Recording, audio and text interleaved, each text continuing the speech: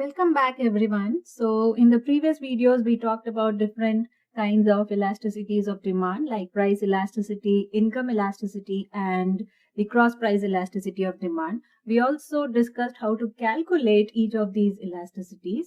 So let's try to apply all of these concepts in solving some practical problems in this session. So let's go to our first problem. You have a demand function qxd is equal to 56 minus 2.68 px. You know that qxd is equal to the quantity demanded for good x and px is nothing but the price per unit of good x. Now you have different values of price here, $4, $10 and $14. Okay. So all you need to do is find out at which price the demand for good x is price elastic and at which price the demand is inelastic. So let's come back to the basic rule. If the price elasticity of demand is greater than 1, then we know that the demand is elastic in nature. And if the price elasticity of demand is less than 1, then it is inelastic in nature. Okay. So all we need to do here is find the price elasticity of demand for each of these prices and then check which has less than 1 and which has greater than 1. And then we can decide for which price the demand is elastic versus for which price the demand is inelastic. So that's the approach we are going to follow for this problem. So let's start. So let me write down the equation for my price elasticity of demand.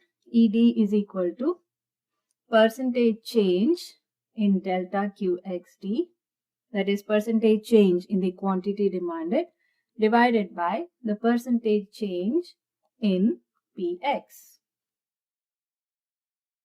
Now, let me try to expand this a little bit so as to get more clarity. So, my percentage change in QXD can be written as the change in QXD divided by the original value of QXD. Likewise, percentage change in PX is nothing but change in PX divided by the original value of PX, the original price. So after doing some rearranging, I can rewrite this equation like this. So ED is equal to delta QXD divided by delta PX, and my PX goes up, so PX divided by QX. Now the question here is, how do I calculate delta QXD divided by delta PX? I know the values for my PX. I can find out the values for QX. Now, for this, let me write the demand function once again. So, QXD is equal to 56 minus 2.68 PX. Now, for those of you who know simple linear regression, you know that 2.68 is nothing but the slope of the equation. And in this case, it is nothing but delta QXD divided by delta PX.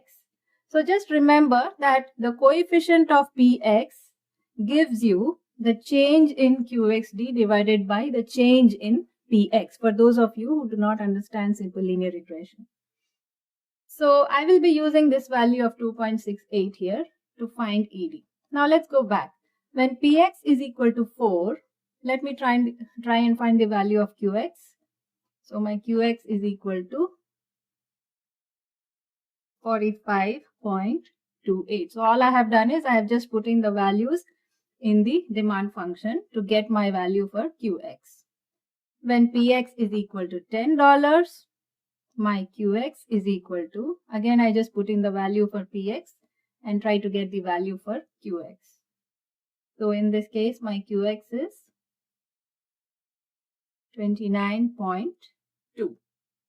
Lastly, when PX is equal to $14, my QX will be, just try to put the values and then calculate the value of QX.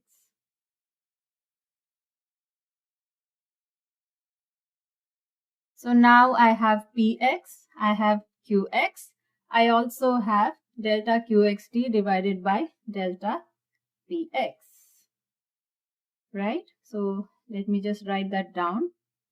We have PX, QX, and we also have delta QXD divided by delta PX.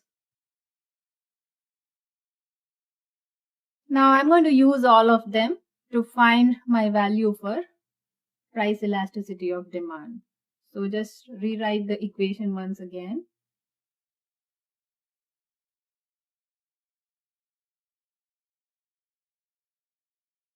Okay, so now I have the equation in front of me.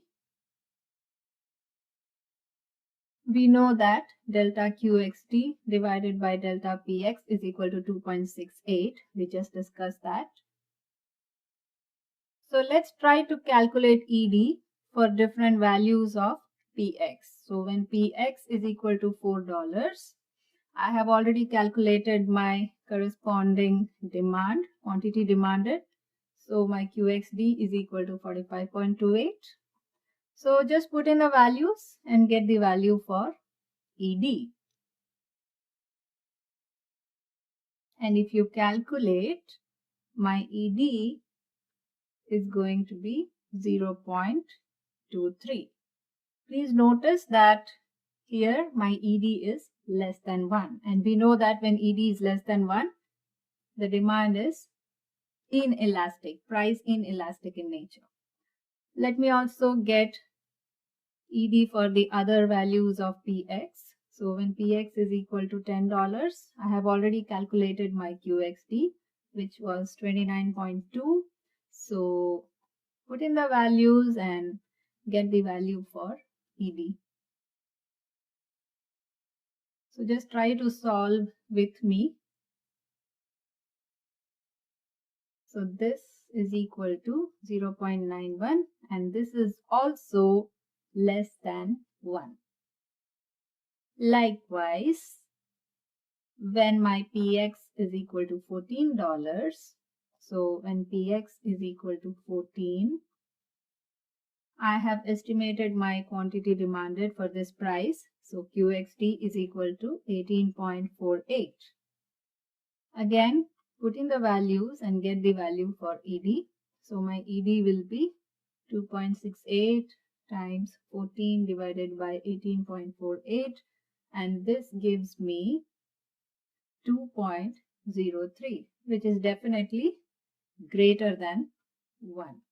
Please notice that I have ignored the negative sign here because when I determine whether the demand is elastic or inelastic in nature, I always consider the absolute value of ED.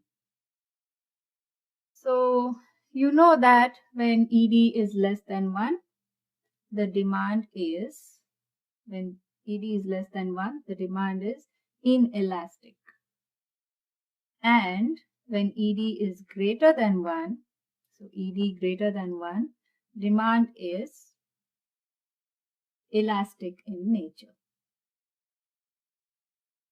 Okay? Okay. So now, when price is equal to $4 and when price is equal to $10, because we have ED less than 1 in both these cases, I can say that demand is inelastic in nature. Okay. Likewise, when PX is equal to $14, my price elasticity was 2.03, which was greater than 1. So for this price, my demand is elastic in nature. So this is the answer to our question. Okay, now look at this picture. What do you see? There's a customer sitting in front of a restaurant and he's trying to have a cup of coffee and a plate of burger. Okay, so basically we have two goods in front of us, coffee and burger. So let's try to analyze the consumption pattern of these two goods for this particular customer. So let me put a table here, number of burgers and ounces of coffee. And let me try to put different combinations of burgers and coffee. So one burger with 45 ounces, two burgers with 25 ounces, three burgers with 11 ounces and so on till 7 burgers with just 2 ounces of coffee. Now, let's assume that the customer has more or less the same level of satisfaction for each of these combinations, in the sense that he's equally happy to have one burger with 45 ounces, two burgers with 25 ounces, or seven burgers with just 2 ounces of coffee. Okay. So this goes to say that the utility for each of these combinations is more or less the same. Now, if I try to plot the combinations in the form of a graph, say you have number of burgers on the x-axis and ounces of coffee on the y-axis, and if I try to plot, then I get a curve like this. Now, this curve in economics is called indifference curve. Okay. So remember, indifference curve is a curve which has different combination of goods having the same level of utility. Utility means the level of satisfaction that the customer gets from each of these combinations of goods. So indifferent curve is a curve which has different combination of goods with the same level of utility.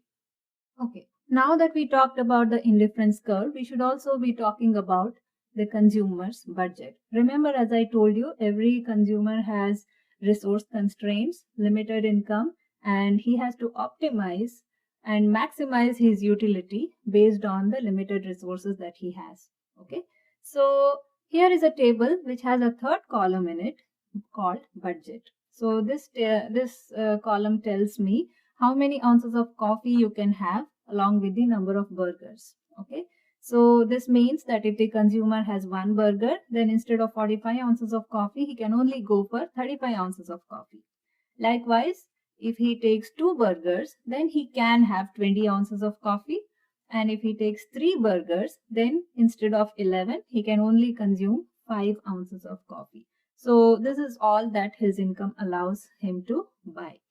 And if I try to plot this in the form of a graph, then you can see here that the orange line indicates different combinations that he can actually buy. Okay. So the orange line is called the budget line, and the blue curve that you can see here is the indifference curve, which we discussed about earlier. Now, given the indifference curve and the budget line, the question here is, what should the consumer actually go for? Which combination is the best for the consumer?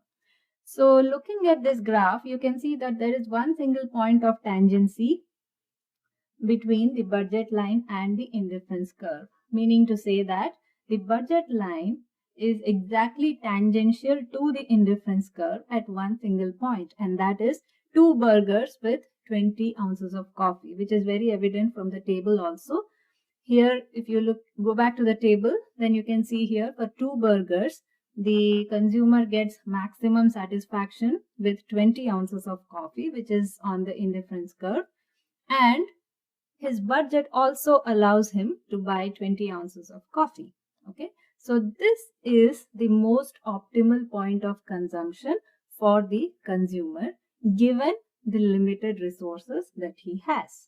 So the point of tangency between the budget line and the indifference curve gives you the most optimal point of consumption, and that is what every consumer should go for.